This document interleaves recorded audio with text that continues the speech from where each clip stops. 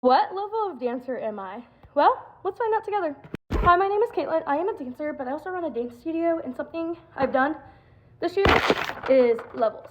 I got this from a fellow dance studio owner / director, but basically it's like a curriculum little level thing that shows the skills for each level your dancer needs and what they need to complete in order to move to the next level. Now, I would like to say this.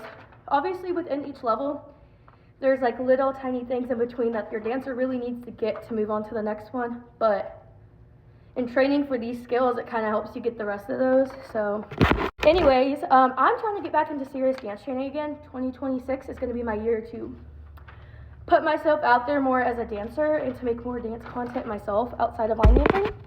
So I thought this would be a fun series. So today we're going to start with hip hop. Hip hop is the style I've been doing the longest.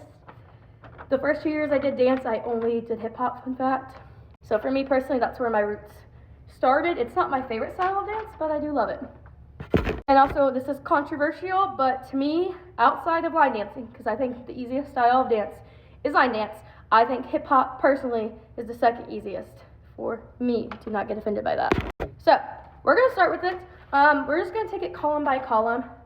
I'm pretty sure I can get through this whole level in a day, but we're gonna do level 1 right now. So the first thing is a bounce and rock. I'm going to briefly explain each move and demonstrate it, and if I feel like I'm executing it pretty well, I'm counting it. So bounce and rock, we got bouncing, just bending your knees up and down, and then rocking, you got that weight transfer. You're rocking back and forth,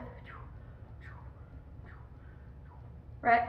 Pretty easy. So if you bounce and rock, you just like combine the two things. We bounce and we rock. And you're bouncing and you're rocking. Pretty simple.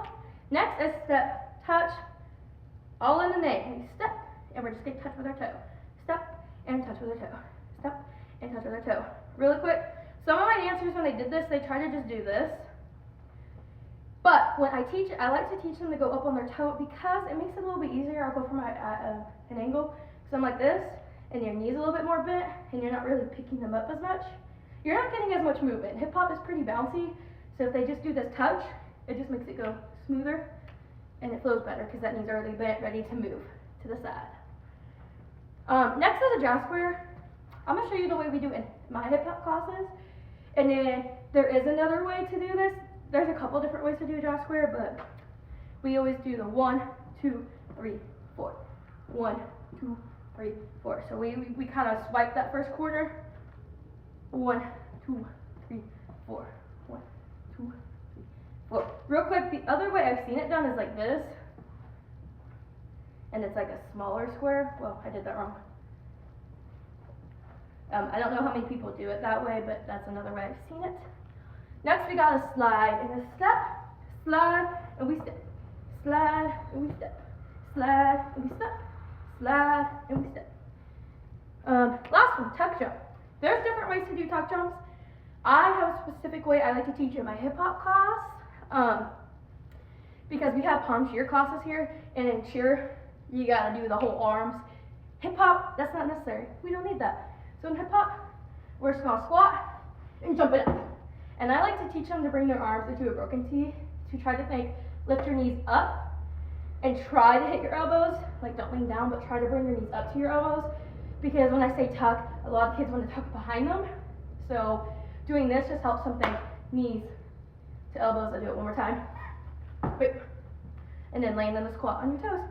But yeah, that's column 1. I said I did those pretty good. So I'm going to mark them off.